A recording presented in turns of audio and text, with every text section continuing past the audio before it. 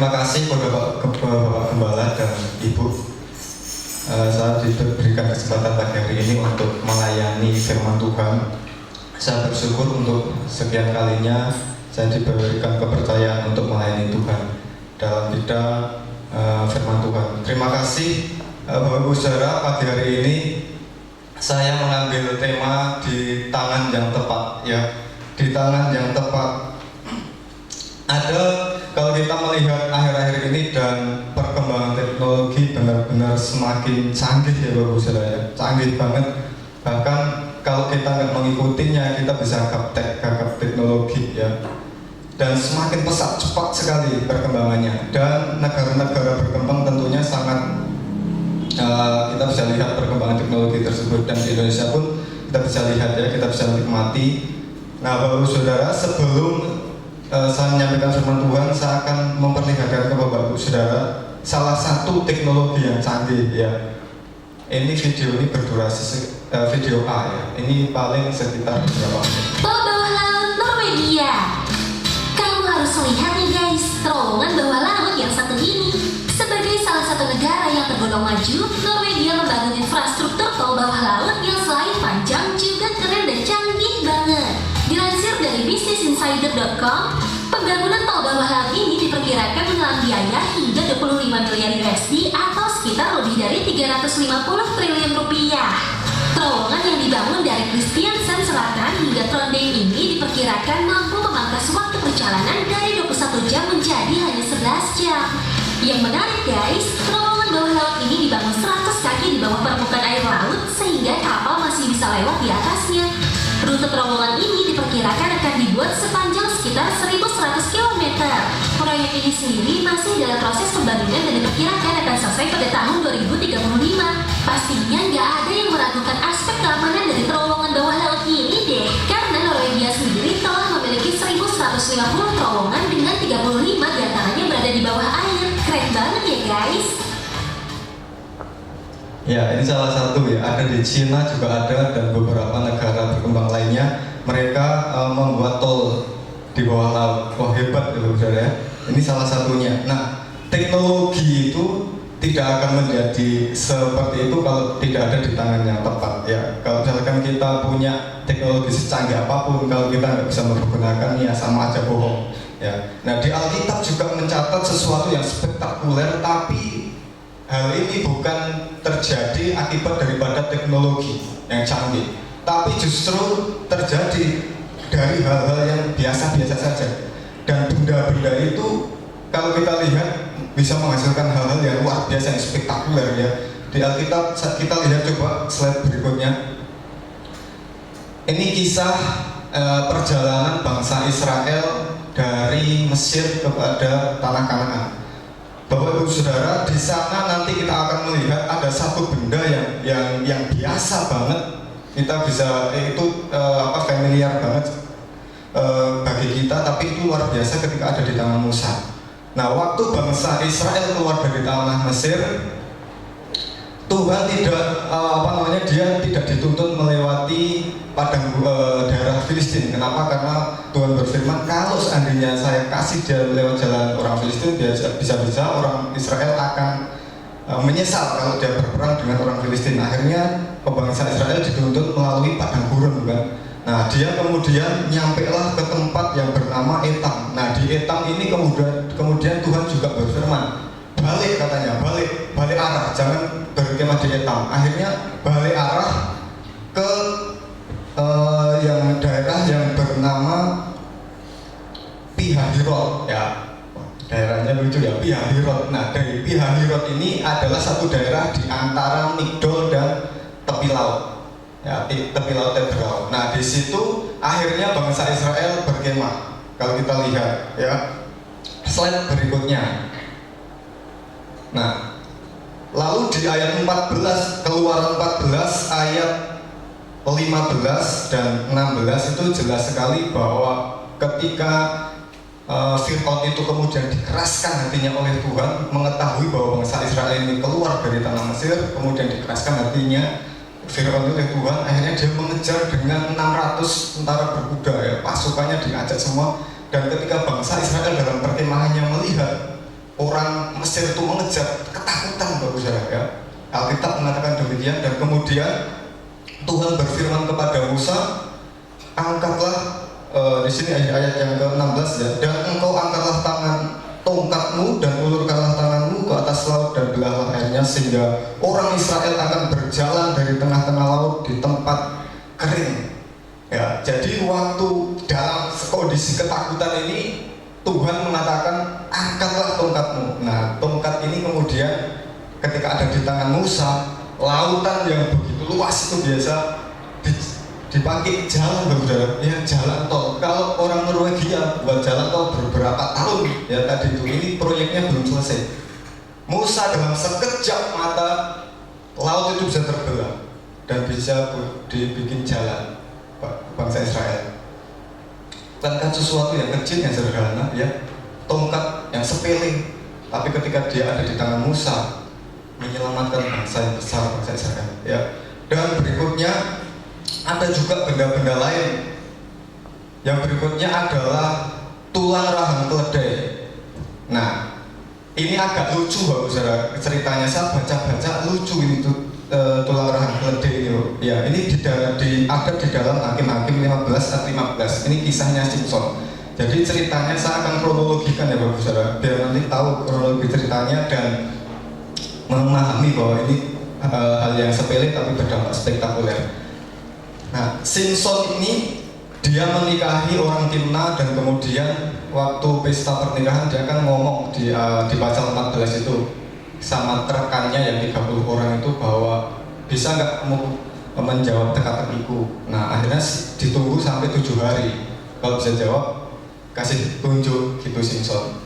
Dan sampai hari ke-7 30 orang ini nggak ada yang bisa jawab. Akhirnya dia kan ngerengek ke istrinya Simson, ayo kamu rayu suamimu. Biasanya kalau istri yang rayu suami kan suami kelepek-kelepek ya. Beneran Simson juga kelepek-kelepek, baru dirayu istrinya, setiap mau tidur dirayu-rayu. Nah, akhirnya kelepek-kelepek dan akhirnya jawabannya dikasih teka-teki daripada teka-teki itu. Nah, 30 orang itu akhirnya bisa menjawab teka-teki Simson. Nah, kalau bisa jawab, hadiahnya ada kain lenan dan kain kebesaran. Ya, kalau mereka tidak bisa jawab, Simson yang dapat 30 kain lenan dan kebesaran. Tapi kalau mereka 30 orang ini bisa jawab, Simson yang harus ngasih mereka 30 kain lenan dan 30 kain kebesaran. Nah, karena bisa jawab mereka, akhirnya Simson kalah kan, dia harus memberi 30 kain lenan dan kebesaran. Akhirnya dia marah, dia pergi ke Askelon, dia bunuh orang di Askelon 30 orang, dan diambil kain lenan dan kebesarannya dan dikasihkan kepada 30 orang tadi yang bisa menjawab. Dan masih dengan amarah dia pulang ke rumah ayahnya ya. Lalu ketika dia pulang ke arahnya, akhirnya mertua daripada Simson ini berpikir bahwa Simson tidak lagi mencintai istrinya karena begitu aja ditinggal ya. Kemudian karena ditinggal, akhirnya mertuanya Simson ini memberikan istri Simson kepada temannya Simson menjadi istrinya. Ketika Simson pulang ke Timna lagi ke rumah mertuanya, tahu bahwa istrinya itu sudah dikasihkan ke cowok lain, apalagi itu temannya, marah dia Saudara. Nah, ini yang lucu. Dia marah, dia pergi ke hutan, kemudian dia mencari kambing hutan, ditemukan 30 kambing hutan, kita mengatakan demikian. Dia ikat ekornya, dijadikan dua hutan dijadikan satu, ekornya diikat, lalu ditaruh obor di dalam setiap masing-masing ikatan itu, dan dinyalakan obornya, kemudian dilepas di gandumnya orang Filistin dan bukit-bukit pohon zaitun di Filistin. Kebakar semua, orang Filistin marah, dan ternyata biang keroknya Simson. Kenapa kok Simson? Alhasil ternyata akibatnya dari dia mengetahui bahwa istrinya sudah dikasihkan laki-laki lain. Nah, kemudian orang Filistin marah, dia dibakarlah mertua Simson dan istrinya ini dibakar hidup mati. Simson mengetahui hal itu tambah marah, akhirnya yang membunuh, yang membakar ini kemudian diremukkan katanya Simson, diremukkan tulang-tulangnya dan mati seketika. Orang Filistin tambah marah. Nah, Simson pergi ke Gua Etam ya, dia tambah marah, dicarilah Simson ini orang-orang Filistin. Nah, kemudian di sana itu Gua Etam itu di daerah Yehuda, bangsa Yehuda. Lah, ketika orang Filistin masuk ke bangsa Yehuda, orang Yehuda bilang, ngapain kamu ke sini? Ada apa? Kami tidak ada masalah dengan kamu. Orang Filistin ngomong, saya hanya mencari Simson. Nah, kemudian orang Yehuda ngomong, saya akan bawa Simson ke tempatmu, tapi jangan habisi atau jangan buat masalah di negeri kami. Enggak. Nah, akhirnya Simson kemudian singkat cerita bisa dibawa oleh orang Yehuda dari Gua Etam dengan tali yang terikat di tangannya, ya. Kemudian dibawa ke depannya orang Filistin. Ketika orang Filistin bersorak-sorai melihat Simson ini seakan-akan kalah dalam ikatan itu, saudara, roh Tuhan hinggap kepada Simson, dan saat itu juga tali yang begitu kuat itu seperti jerami yang kena api, lepas langsung. Nah, ketika lepas dia melihat ini tulang rahang keledai ini, saudara. Diambil tulang keledai itu, akhirnya dihabisi orang Filistin, 1.000 orang mati. Spektakuler bukan? Hebat, saudara. Bayangkan 1.000 orang lawan satu dengan senjata itu. Kalau sekarang, waduh, ya lari ke kencing-kencing, ya. Tapi Simson bisa 1.000 orang mati dalam seketika, ya, dengan tulang rahang keledai. Hebat, bukan? Tulang rahang keledai bagi kita tidak ada apa-apanya, ya. Anjing aja mungkin nggak mau makan, tapi di tangan Simson dahsyat, 1.000 orang mati, orang Filistin. Nah, berikutnya, nah ini lagi tongkat penghalau lembu. Ini juga ada di dalam Hakim-Hakim pasal 3 ayat 31 tentang Samgar. Kalau Bapak Ibu baca kisah Samgar, Samgar itu hanya, ini kalau di dalam Hakim-Hakim ini dalam satu perikop, hanya satu ayat. Hebat, ya. Jadi ceritanya, kisahnya Samgar itu hanya satu ayat dalam satu perikop, singkat banget, tapi ada hal yang menarik di sana. Nah, Samgar ini dikatakan bin Anat, ya, keturunan daripada Anat. Dan menurut catatan bahwa Samgar itu bukan asli orang Israel, karena nama Samgar sendiri itu artinya sebuah nama asing, yaitu nama orang Hewi. Dan bin Anat itu sendiri adalah nama dewa atau dewi seks atau dewi perang orang Kanaan. Jadi sudah barang tentu orang Samgar ini bukan asli orang Israel, ya, tapi yang dikerjakannya luar biasa, loh, ya.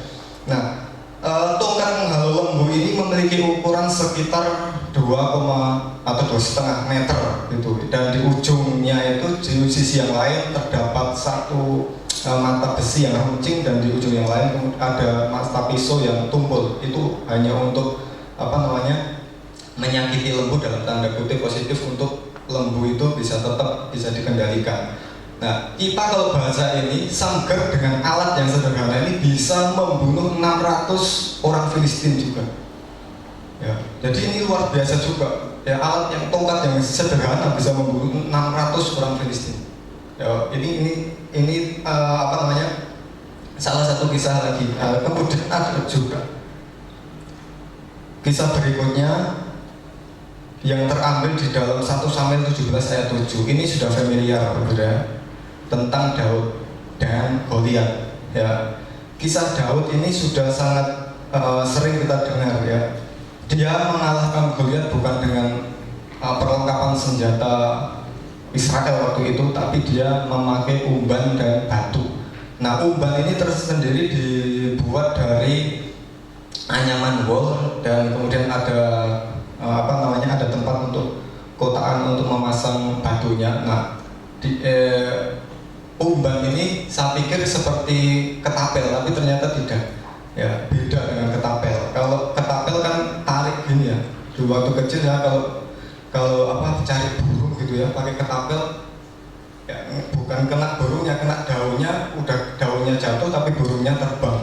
Nah, itu ditarik gini. Tapi kalau umban itu biasanya di gini, ya, di atas kepala kita.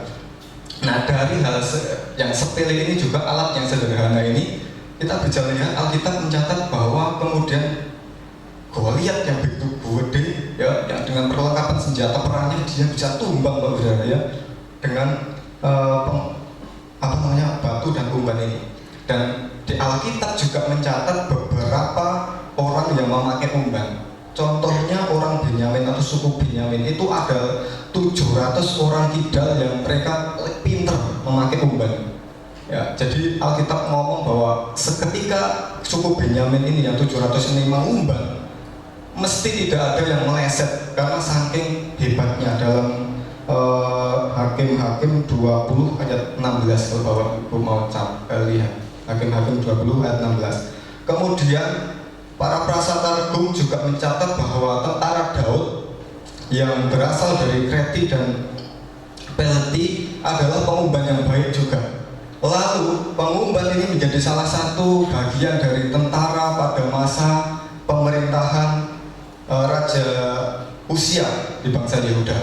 Di dalam 2 Tawarikh 26 ayat 13 sampai 14. Ya. Jadi pengumban ini ada di baris depan waktu itu ketika ada peperangan. Ya, hebat Bapak Saudara.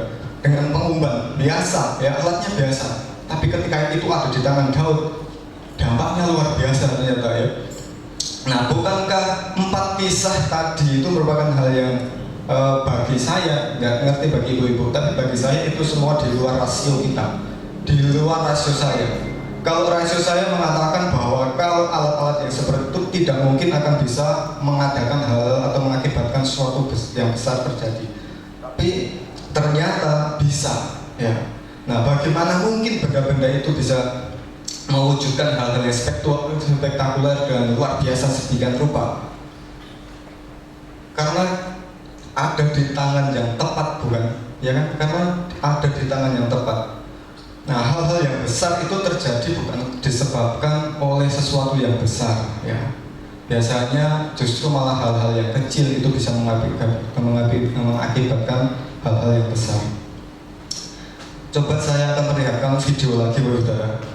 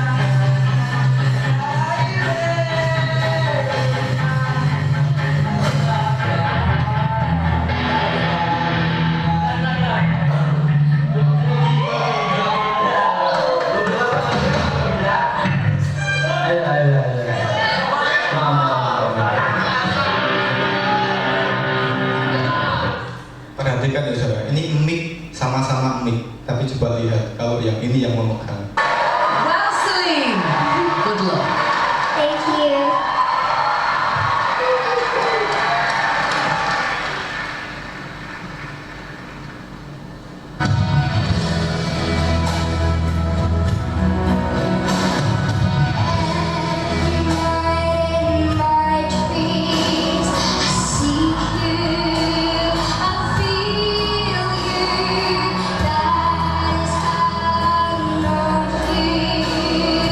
Go on.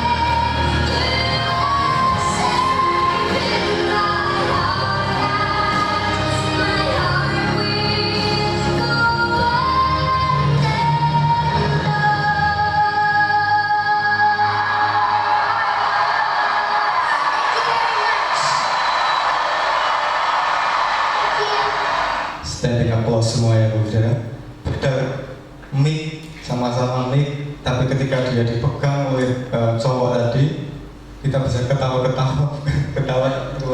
lucu kan. Tapi ketika ada di tangan Slim, namanya anak ini adalah Slim, ya. Orang bisa aplaus, teknik aplaus, bahkan jurinya juga. Dan kemudian Slim ini diundang secara kehormatan bisa berduet dengan Celine Dion. Karena Celine ini memang dia senang dengan Celine Dion. Nah, Bapak Ibu Saudara, raket juga ya, raket tahu ya, raket tenis itu. Mungkin kalau di tangan saya, karena saya tidak pencinta tenis, itu hal biasa. Bapak Ibu yang mungkin senang tenis ya mungkin oke saja. Tapi yang bagi saya atau bagi yang tidak senang dengan tenis, raket tenis mungkin biasa-biasa aja, nggak ada artinya. Kalau mau dibelikan 10 juga nggak ada artinya. Tapi ketika raket tenis ini ada di dalam tangan Venus Williams, ya, itu menjadi satu kemenangan yang luar biasa, kejuaraan tenis dunia. Karena Venus Williams itu nomor 1 dunia, ya, tunggal putri. Hebat kan? Hebat. Tergantung di tangan siapa, bukan? Lalu tongkat mungkin kalau di tangan saya ya hanya untuk ngusir ayam atau buat jemuran, itu tongkat. Tapi ketika ada di tangan Musa, tongkat itu bisa membelah laut dan menjadi jalan raya gede, besar, lebar, dan membuat orang Israel bisa selamat daripada kejaran Mesir. Ya. Lalu kita bisa melihat bahwa ketapel atau umban itu mainan anak-anak, saudara. Bukankah itu mainan anak-anak? Tapi ketika ada di tangan Daud, Goliat ditumbangkan. Tergantung di tangan siapa, bukan? Ya. Lalu apalagi 5 roti dan 2 ikan. 5 roti dan 2 ikan mungkin kalau di tangan saya hanya bisa dibikin ya beberapa roti potong aja. Saya bakar atau saya panggang, udah habis, lenyap. Tapi ketika ada di tangan Yesus, ribuan orang bisa makan, kan? Bahkan sisa, wah, luar biasa, kan? Tergantung di tangan siapa. Lalu ada lagi paku. Bagi saya paku atau bagi peringatan Ricky Robeni mungkin dibikin kandangnya begicot, nggak ada gunanya rasanya paku. Tapi ketika itu ada di tangan Yesus, bukankah itu menyelamatkan saya dan bapak saudara? Hebat, bukan? Tergantung di tangan siapa paku itu. Kalau di tangan saya mungkin nggak ada gunanya, tapi ketika ada di tangan Yesus sangat-sangat berguna dan sangat-sangat dibutuhkan. Bapak saudara, kita harus memahami bahwa kita diciptakan itu Tuhan Sang Kreator sejati itu menciptakan kita bukan dari emas, ya, bukan dari berlian atau hal-hal yang sebangsanya, tapi Dia menciptakan kita dari debu tanah. Nah, apa artinya debu tanah ini? Kan nggak ada artinya, seakan-akan tidak ada artinya, ya. Tapi kita diciptakan itu segambar serupa dengan Allah, memiliki citra ilahi luar biasa, bukan dari tanah, ya. Tapi ketika itu ada di tangan Sang Kreator, itu luar biasa jadinya. Kita jadinya. Nah, saya akan sangkutkan dengan Yeremia 18 ayat 1-6. Yeremia 18 ayat 1-6. Ini tentang tukang periuk, ya. Yeremia dibawa ke tukang periuk untuk menyampaikan firman daripada Tuhan. Tapi Tuhan tidak berbicara langsung, hanya lihat saja tukang periuk. Nah, kisah ini menarik, Bapak Saudara, karena sang periuk ini sebenarnya, atau sang pencunang atau tukang periuk, dia berkuasa atas tanahnya. Setuju ya? Tukang periuk berkuasa atas tanahnya dan dia memiliki kehendak untuk melakukan apa saja kepada tanahnya. Lalu sang pencunang atau tukang periuk ini, saya pikir sebelum dia membentuk daripada bencana atau periuk itu, dia sudah memiliki konsep di dalam pikirannya sebelum dia dituangkan dalam karya tangannya, ya. Sudah ada konsep dulu, nggak asal membuat. Pikir saya seperti itu. Nah, dalam Alkitab ini kalau kita baca di dalam Yeremia 18 ayat 1 sampai kepada 6, itu bisa ditarik kesimpulan bahwa tukang periuk itu adalah Allah sendiri dan tanah itu bangsa Israel, ya. Tuhan itu membentuk bangsa Israel itu dengan ketelatenan, telaten sekali, ya. Ketelatenan itu adalah bentuk kasih Tuhan yang begitu besar dan dalam. Kenapa demikian? Karena tidak mungkin ketelatenan itu akan muncul kalau tidak ada kasih. Bagaimana mungkin bejana kalau mungkin kita membuat bejana dari tanah liat ini nggak bisa protes ya. Tapi ini tanah liat hidup. Tuhan membentuk tanah liat yang hidup. Jadi udah dibentuk protes lagi mas ya. Protes lagi. Nah ini susahnya Tuhan ya, membentuk bejana yang hidup. Nah kalau kita membuat bejana kan tanah mati ya, nggak kira protes, jadi banting-banting ya nggak akan protes. Nah ketelatenan ini bukan hanya sekedar keluasan dan kelembutan, tapi di dalam ketelatenan ini ada disiplin dan ketegasan, saudara. Dan sikap telaten ini adalah bentuk bagaimana Allah itu benar-benar mengasihi bangsa Israel. Ya, dan sikap telaten Allah ini menimbulkan dua akibat ganda atau dampak ganda. Yang pertama adalah aman dan nyaman ya. Kalau Allah telaten membentuk berarti kita aman dan nyaman. Aman dan nyamannya apa? Kalau kita salah, dia pasti tidak akan membuang kita. Itu sudah jelas. Nyaman, aman ya kan? Karena dia begitu telaten. Tapi telaten ini berdampak gandanya. Yang kedua dampaknya apa? Kalau dia sedemikian telatennya, berarti Allah ini begitu sabar ya. Dan itu berarti dia akan terus membentuk kita dan tidak akan pernah selesai membentuk kita. Kalau demikian berarti selamanya kita ini akan berurusan dengan Tuhan, ya kan? Selamanya kita akan berurusan dengan Tuhan. Maka oleh karena itu jangan pernah kita berkata saya sudah dibentuk oleh Tuhan menjadi bejana yang hidup yang luar biasa. Sudah Tuhan sudah selesai membentuk kehidupan saya. Belum, saudara. Sampai kita masih selama kita hidup, Allah tidak pernah selesai membentuk kehidupan kita. Nah, tapi perlu diingat bahwa kita ada anak-anaknya Tuhan. Kita ini adalah orang yang berada di tangan Sang Pencunan sejati. Saya pikir Allah memiliki sesuatu karya terbesar bagi kita pribadi lepas pribadi. Ya, kalau hal yang sepele tongkat aja ketika ada di tangan Musa bisa melakukan dengan besar, iya memang karena Tuhan melakukan hal itu. Tapi kalau tidak ada di tangan Musa, belum tentu terjadi. Paku itu ketika tidak di tangan Yesus belum tentu keselamatan, pasti keselamatan tidak akan terjadi. Ya. Jadi kalau kita ada di tangan Pencunan, kita ada di dalam tangan Bapa, ya, maka hal besar itu pasti terjadi dalam kehidupan kita. Dan itu hanya menunggu waktu saja kalau kita mengimani, Bapak Saudara. Ya, saya mewakili ini, Bapak. Saya kemarin cari-cari ini apa namanya ini ya, tangan ini ya, enggak sarung ini, sarung tangan ya. Nah, coba saya pakai ya, Pak.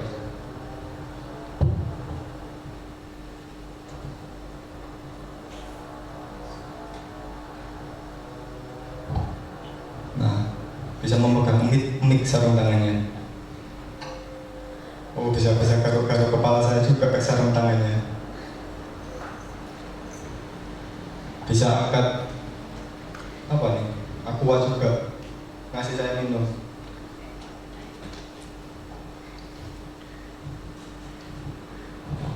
Tapi ketika saya lepas ya, saya tarik, cepet garuk kepala saya. Enggak mau ya. Ambilkan minum. Enggak mau ya. Oh, kurang ajar kamu enggak nurut ya. Tak cita loh. Diam loh. Sebenarnya ini hanya hal-hal yang sepele ya, saudara ya. Ini tidak ada artinya tanpa tangan di dalamnya. Ya, ini akan menjadi berarti ketika ada tangan yang masuk di dalamnya. Dan tangan yang masuk di dalamnya itu pun itu mengakibatkan dampak yang berbeda. September 2020 ini akan ada pertempuran atau perkelahian tinju ya antara Texan dan yang lawannya itu siapa saya lupa namanya. Kalau ini ada di tangan Texan, menghantam kita bisa KO dalam 1 menit loh, nggak 1 menit 1 detik dengan KO. Tapi ini kalau ada di tangan saya ya paling langsung saya. Di bawah ibu saudara mungkin buat mukul anjing juga bisa. Ya tergantung dia ada di tangan siapa. Hidup kita juga seperti itu, saudara. Tergantung kita ada di tangan siapa. Ya, Kalau kita ada di tangan Tuhan, percaya Tuhan tidak akan pernah membuat kita menampar orang. Tuhan tidak akan pernah membuat kita memaki orang. Yang saya tahu, dia adalah Sang Kreator sejati. Dia tahu sebelum kita mengetahui tentang hidup kita. Dia sangat mengerti apa yang harus kita lakukan dan apa yang terbaik untuk kita. Sesuatu hal yang besar itu bisa terjadi kalau kita di tangan Tuhan. Oleh karena itu, Bapak Saudara, saya rindu kita semua benar-benar taat dan merelakan hati kita untuk dipakai oleh Tuhan. Ya, relakan hatimu untuk kok jadi lagu ya, relakan hatimu ya, untuk dibentuk Tuhan. Ya. Saya percaya Bapak Saudara, tongkat lalu itu arahan keledai, lalu yang kedua tongkat penghalau lembu, dan kemudian umban, itu tidak ada artinya. Tapi kalau itu ada di tangan yang tepat, ada hal yang luar biasa. Ya. Jangan kita pesimis atau kita kemudian beranggapan bahwa kita itu tidak ada punya apa-apa. Mungkin secara korporat gereja kita juga kecil, tapi kalau ada di tangan Tuhan, ada hal-hal yang besar yang bisa terjadi dalam hal-hal yang kecil. Ya. Tapi kalau sudah kecil tidak ada Tuhan di dalamnya, nah ini yang cilaka, benar. Ya. Oleh karena itu, sekalipun kecil, bila kita ada di tangan Tuhan, secara pribadi, kalau kita ada di tangan Tuhan, saya percaya ada waktunya kita akan diangkat. Ya, jangan pesimis, tetap jalani dan tekun, rela ketika Tuhan bentuk. Karena memang harus demikian, harus dibentuk dan dibentuk. Karena Dia adalah Sang Kreator yang sabar atas hidup kita. Ya. Demikian firman Tuhan. Saya tidak akan banyak melebarkan, biarlah hal ini bisa memotivasikan kita, menguatkan hati kita di masa-masa yang sulit ini, dan tetap percaya bahwa Tuhan itu tetap mau berurusan dengan hidup kita, ya, selamanya sampai kita benar-benar berjumpa dengan Dia secara pribadi. Selama di dunia Dia akan berurusan dengan kita, dan dialah firman Tuhan ini menguatkan Bapak Saudara, dan tetap kuat di dalam Tuhan, tetap layani Tuhan, tetap cintai Tuhan apapun yang terjadi. Tetap taruh hidup kita di dalam Tuhan, dan biarlah Tuhan pegang teguh hidup kita, ya, dan nantikan bahwa Dia akan mengadakan mujizat demi mujizat di dalam hidup kita, ya, seperti yang dialami Musa, seperti yang dialami Daud, seperti yang dialami Samgar, seperti yang dialami Simpson. Itu bisa terjadi kepada kita, orang-orang percaya yang menyerahkan hidup kita sepenuhnya ke dalam tangan Tuhan. Amin firman Tuhan. Mari kita berdoa. Bapa, terima kasih untuk pagi hari ini, firman-Mu yang begitu singkat, tapi kami percaya Tuhan, biarlah firman-Mu ini boleh memotivasi setiap hidup kami, menguatkan iman kami. Kami yakin bahwa ketika kami mempercayakan hidup kami kepada Tuhan, sekalipun kami tampak kecil, sebagian kecil daripada dunia ini Tuhan, tapi kalau kami ada di tangan Tuhan, maka ada hal-hal yang luar biasa yang bisa kami kerjakan, yang bisa Tuhan nyatakan dalam hidup kami. Terima kasih Tuhan Yesus, pakai GBA Kasih Surgawi sebagai gereja-Mu, dan biarlah di dalam gereja ini memancarkan kemuliaan Tuhan, bersinar kemuliaan Tuhan, dan boleh menjadi berkat di sekitar tempat kami Tuhan. Terima kasih Tuhan Yesus, berkati juga jemaat-jemaat Tuhan yang boleh mendengarkan firman-Mu pagi hari ini. Tuhan, ajari kami untuk taat, ajari kami untuk rendah hati ketika Tuhan memproses setiap hidup kami. Terima kasih Tuhan Yesus, kami bersyukur atas firman-Mu dan meteraikan firman-Mu dalam hidup kami pribadi lepas pribadi. Di dalam nama Tuhan Yesus, Tuhan dan Juru Selamat kami yang hidup, kami telah berdoa. Amin.